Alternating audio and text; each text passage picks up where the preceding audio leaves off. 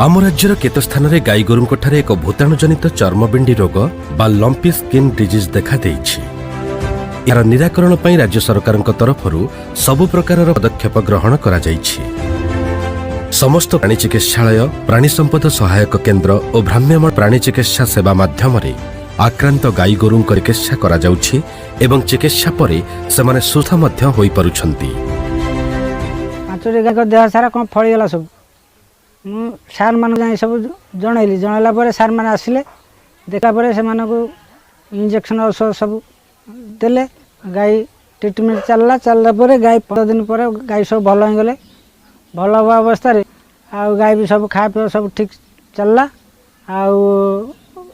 दुआ दुई जो क्षीर सब कमी जाता गाय खा पी कर ठीक क्षीर आसीगला। गाय बर्तमान मोर स्वस्थ अच्छा।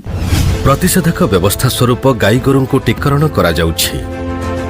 एतद् व्यतीत टेलीवेटरिनारी सर्विस टोल फ्री नंबर 1962 एवं 155333 जरिया कृषक माननकु विशेषज्ञ परामर्श जोगाई दिया जाउछि।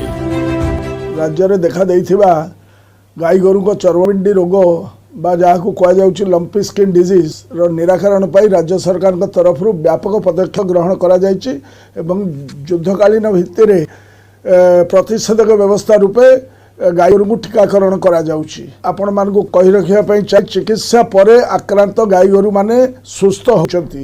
ए रोग रे गाई गोरुंकर मृत्यु हुए नाही।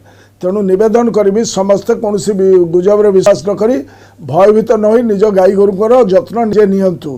कौन से अंचल रोग देखादेले स्थानीय आमर इन्स्पेक्टर जो माने अच्छी livestock inspector block veterinary officer किंबा डिस्ट्रिक्ट वेटरनरी ऑफिसर को खबर दियतु। विशेषज्ञ परामर्श पई राज्य सरकार तरफ टेली वेटरनरी सर्विस व्यवस्था करा जाइछि।